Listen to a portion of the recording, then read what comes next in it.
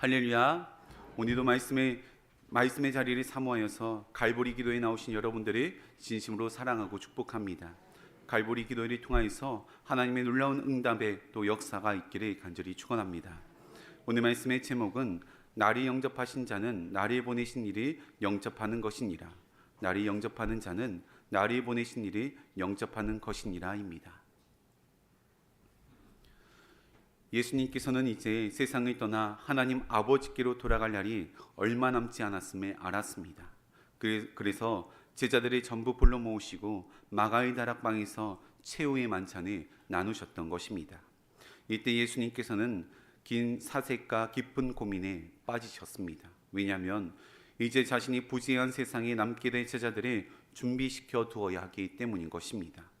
예수님께서는 어떤 이야기를 나눌지, 마지막 최후의 자리는 어떻게 마무리를 지을지 고민하시다가 제자들의 발을 씻어줄 것을 결정하셨습니다. 그 당시 예루살렘에는 척박한 먼지길이 많았고 만일 거기에 비가 오기라도 한다면 발은 흙투성이가 되었습니다. 특히나 그들이 신고 다녔던 신발은 나막신이나 샌들과 같이 잠시 밖을 돌아다니기만 하여도 금방 발이 더러워지기 마련인 그런 상황이었습니다. 그렇기 때문에 각 가정마다 문 앞에 물통이 하나씩 놓여 있었던 것입니다. 손님이 오면 발을 씻을 물을 내어주거나 종을 시켜서 발을 씻어주는 것이 그 당시 문화이자 풍습이었던 것입니다. 그런데 예수님과 최후의 만찬이 나눈 마가의 다락방에는 발을 씻어줄 종이 없었던 것입니다. 아마도 제자들은 마가의 다락방에 오기 전에 예수님께서 왕위에 오르시면 누가 가장 큰 자인지 서열 문제를 놓고 다투었던 것으로 보입니다. 그러니 서열 중 제일 낮은 종이 해야 할 발 씻는 물을 준비한다거나 남의 발을 씻어주는 일은 예수님의 제자로서 자존심이 허락하지 않았고 서로에게 미룰 수밖에 없었던 것입니다.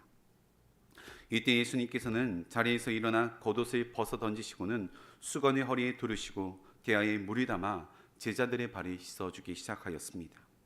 예수님께서는 십자가에 달려 돌아가시기 전 제자들에게 어떤 메시지를 전달해주고 싶었던 것인지, 또한 제자들은 예수님의 모습을 통하여서 무엇을 배워야 하는 것인지 오늘 말씀을 통하여서 영적인 교훈을 얻고 기도의 제목을 삼고자 합니다. 첫 번째로는 영혼을 사랑하시되 끝까지 사랑해야 합니다. 영혼을 사랑하시되 끝까지 사랑해야 합니다. 1절 말씀입니다. 6월절 전에 예수께서 자기가 세상을 떠나 아버지께로 돌아가실 때가 이른 줄 아시고 세상에 있는 자기 사람들을 사랑하시되 끝까지 사랑하시니라. 이미 예수님께서는 제자들의 발을 씻기실 때 모든 상황들을 알고 계셨습니다. 예수님께서 십자가에 달려 돌아가는 것과 사람들이 예수님을 배반할 것을 알았습니다. 그러나 이미 예수님께서는 마음속으로 모든 상황들을 정리하셨기에 마음이 복잡하다거나 괴로워하지 않으시고 평온하였을 것입니다. 모든 것을 하나님의 뜻에 맡겨드리고 하나님의 때를 기다렸던 것입니다. 그런데 한 가지 절대로 이해되지 않고 용납되지 않는 사람이 있습니다. 바로 가룟 유다입니다. 예수님께서 아무리 모든 것을 하나님께 맡겨드리고 하나님의 때를 기다린다고 하여도 가룟 유다의 발만큼은 씻어주어서는 안 됩니다. 그는 은 30에 예수님을 팔아버린 양심의 화인 맞은 자입니다. 예수님과 함께 한 시간이 무려 3년 반입니다. 그런데 예수님의 팔 계획을 하고서도 양심의 가책 하나 없이 자연스럽게 예수님과 최후의 만찬의 자리에 참석하여서 즐기고 있는 것입니다. 그런 가룟 유다에게 예수님께서는 다가가 겉옷을 벗어 던지고 수건을 허리에 두르시고 그의 발을 깨끗하게 씻어 주셨습니다. 만일 제가 그런 상황에서 가룟 유다를 향해 화를 내거나 티를 내지 않고 가만히 있는 것만으로도 대견하다 스스로 생각하였을 것입니다. 그러나 예수님께서는 가룟 유다의 발도 다른 제자들과 같이 닦아 주었습니다. 이는 하나님께서 가룟 유다를 단순히 겉으로만 사랑하신 것이 아니라 사랑하시되 끝까지 사랑하실 것을 다짐하셨던 것입니다. 아마 그 내면에는 인류를 향한 하나님의 깊은 사랑이 서려 있을 것입니다. 노아의 홍수 때 죄가 쌓이고 쌓여서 더 이상 어떻게 할 수 없을 정도가 되었을 그때에 하나님께서는 이 땅에 특단의 조치를 내리셨습니다. 모든 것을 쓸어버리시고 처음부터 다시 시작할 것을 원하셨던 것입니다. 그러나 홍수가 난 이후에는 후회하셨습니다. 그리고 다시는 이런 재앙을 내리지 않을 것을 결단하셨습니다. 그리고 인간이 사랑하시되 끝까지 사랑하실 것을 다짐하셨던 것입니다. 그러니 아무리 극악무도한 죄를 인간이 저질러도 노아의 때처럼 심판하지 않으시고 계속해서 유보하시며 결국에는 자신의 사랑하는 아들까지 내어주시면서 사랑하여 주셨던 것입니다. 예수님께서는 이런 하나님의 마음을 너무나도 잘 알고 있었던 것입니다. 탈무드에 보면 잘못을 저지른 사람이 진심으로 회개하고 사과를 하면 최대 3번까지 용서를 해야 한다고 가르칩니다. 그러나 4번째 죄에 대하여서는 용서할 필요가 없다 여깁니다. 그렇기 때문에 마태복음 18장에 베드로가 형제가 내게 잘못한 일이 있으면 7번까지 용서해 주면 되겠습니까? 이렇게 예수님께 물었던 것은 엄청난 자비와 사랑의 마음을 가지고 이야기하였던 것입니다. 그러나 예수님께서는 70번씩 7번이라 말씀하시면서 끝까지 용서해 줄 것을 말씀하셨던 것입니다. 이것이 바로 우리를 향한 하나님의 사랑입니다. 사랑하는 성도님들, 우리가 살아가는 동안 어떤 죄를 저질렀든 상관없이 하나님 앞에 돌아오기만 한다면 저희들의 모든 죄를 용서하여 주시는 분이 우리 주님이십니다. 그리고 용서해 주시는 것뿐만 아니라 끝까지 우리들이 사랑하여 주십니다. 만일 가룟 유다가 예수님을 은 30에 팔아 버렸지만 다시 하나님 앞에 회개하고 돌아왔다면 하나님께서는 끝까지 그를 용서하여 주셨을 것입니다. 하나님의 용서와 사랑은 우리 인간의 생각으로는 도저히 가늠할 수가 없습니다. 혹여나 하나님께 미처 고백하지 못한 죄가 있다면 낱낱이 하나님 앞에 아뢰이시기를, 그리하여서 날마다 그 사랑 안에 머무르시는 저와 여러분 되시기를 간절히 축원합니다. 두 번째로는 예수님을 본받아 겸손해야 합니다. 예수님을 본받아 겸손해야 합니다. 8절 말씀입니다. 베드로가 이르되 내 발이 절대로 씻지 못하시리이다. 예수께서 대답하시되 내가 너를 씻어주지 아니하면 내가 나와 상관이 없느니라. 베드로는 다급히 발을 씻으려고 하는 예수님을 말리십니다. 예수님, 절대로 제 발을 씻지 못하십니다. 이 말은 매우 신앙적으로 성숙하고 겸손한 말 같아 보이지만 전혀 그렇지 않습니다. 어쩌면 이는 겸손의 가장한 고차원적인 교만일 수가 있습니다. 왜냐하면 베드로는 하나님의 뜻을 먼저 구한 것이 아니라 자신의 생각을 앞장세워서 이야기하였기 때문입니다. 그런데 이런 영적인 무지는 하나님의 사랑과 은혜를 가로막는 크나큰 장애물이 되는 것입니다. 그런 베드로에게 예수님께서는 너가 내게 발을 주지 않으면 나와 아무런 상관이 없다라고 말씀하십니다. 베드로는 즉시 그럼 예수님, 제 발뿐 아니라 손과 머리도 씻어 주시옵소서라고 요청을 합니다. 그러자 예수님께서는 이미 온몸을 깨끗하게 씻은 자는 발만 씻으면 된다라고 일러주었습니다. 그렇습니다. 겸손이라는 것은 단순히 자신을 낮추는 것이 아니라 하나님의 뜻을 먼저 구하는 것입니다. 베드로는 단순히 자신을 낮추었지 하나님의 뜻을 생각하지 못하고 있었습니다. 예수님께서는 십자가의 고난을 앞둔 상황에서 겟세마네 동산에 올라 기도하셨습니다. 이때 예수님께서도 이 고통을 피하고자 하는 인간적인 소망이 있었습니다. 그러나 예수님께서는 자신의 뜻을 내려놓고 하나님의 뜻에 순종하려는 신앙적 결단이 그의 마음 가운데 있었던 것입니다. 마태복음 26장 39절입니다. 내 아버지여, 만일 할만하시거든 이 잔을 내게서 지나가게 하옵소서. 그러나 나의 원대로 마시옵고 아버지의 원대로 하옵소서. 분명 내 뜻과 하나님 뜻 사이에서 갈등할 수 있습니다. 예수님께서도 십자가 달려 돌아가시기 전 내 뜻과 하나님 사이에서 고민하셨습니다. 그러나 예수님께서는 내 뜻이 있다고 할지라도 내 뜻을 내려놓고 하나님의 뜻을 따라갔습니다. 이것이 바로 겸손한 믿음이라는 것입니다.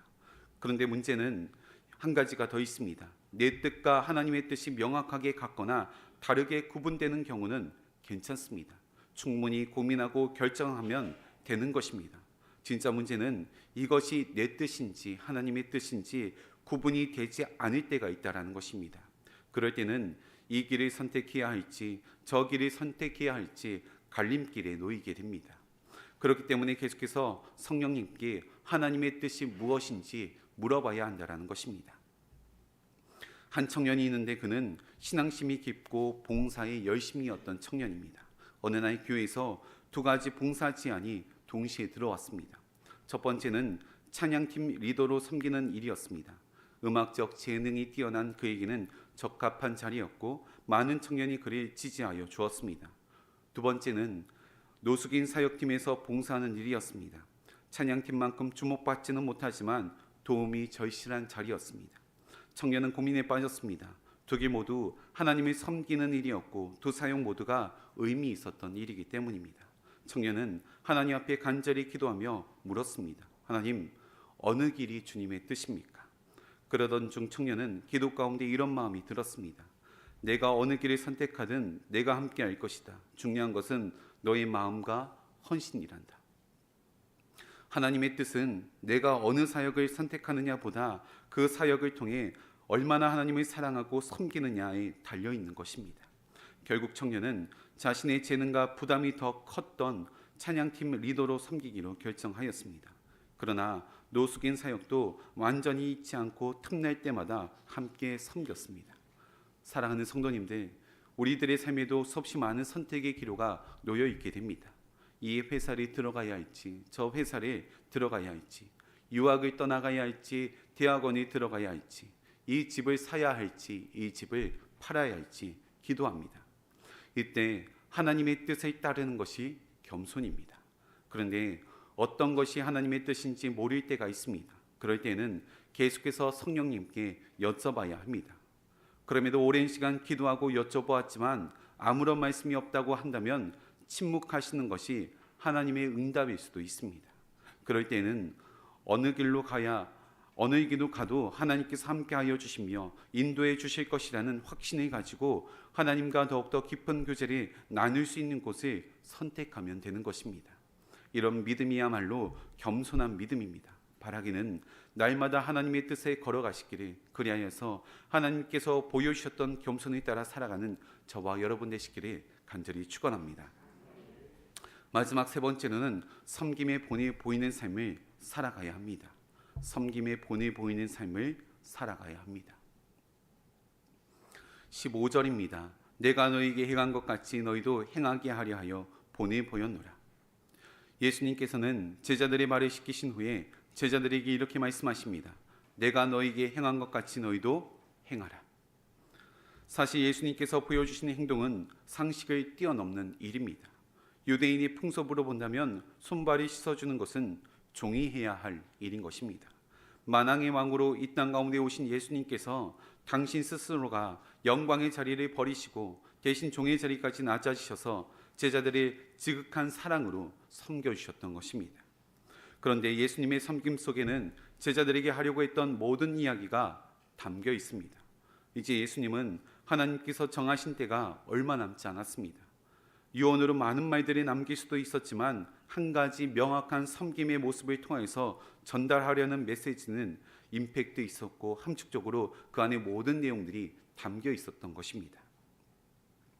누가복음 10장에 등장하는 선한 사마리아 비유에서도 예수님께서는 율법 교사에게 너도 이와 같이 하라라고 말씀하셨습니다. 율법 교사는 내 이웃이 누구인지 물었을 때 예수님께서는 강도 만난 자를 도와준 사마리아 사람의 이야기를 들려주시고는 누가 강도 만난 자의 이웃인지 되물었습니다. 율법 교사가 자비를 베푼 자니이다라고 대답하자 예수님께서는 가서 너도 이와 같이 하라라고 말씀하셨습니다. 서로 사랑하라. 하나님을 사랑하고 이웃을 사랑하라. 너도 이와 같이 하라. 하나님께서 우리에게 허락하여 주신 새 계명들입니다. 예수님께서는 먼저 우리들에게 섬김의 본을 보여주셨습니다. 그렇다면 이제는 우리들 차례인 것입니다. 사랑하는 성도님들, 때로는 섬기는 일이 힘들 수도 있습니다. 지칠 때도 있고 버거울 수도 있을 것입니다. 그때마다 우리에게 섬김의 본을 보여주신 예수님을 기억하시기를 바랍니다. 그리고 가정에서, 직장에서, 믿음의 공동체에서 예수님의 뒤를 따라 섬김의 삶을 살아가시기를 바랍니다. 그럴 때 하나님께서 우리를 그곳에 보내신 뜻을 분명하게 깨닫게 하여 주실 것입니다. 바라기는 이런 믿음의 삶을 살아가는 저와 여러분 되시기를 간절히 축원합니다. 함께 기도하시겠습니다.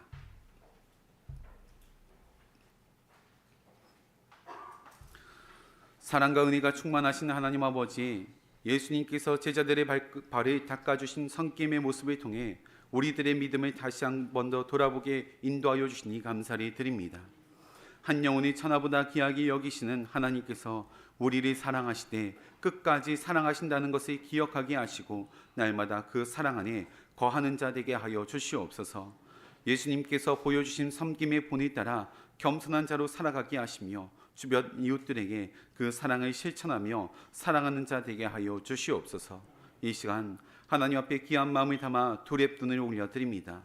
이 예물이 담긴 기도의 제목과 간절히 부르짖는 눈물의 기도 소리에 응답하여 주시며 하나님 나라를 위하여서 귀하게 쓰임받는 도구 되게 하여 주시옵소서. 우리를 사랑하시되 끝까지 사랑하시는 예수 그리스도의 이름으로 기도하옵나이다. 아멘. 이 시간 함께 기도하시는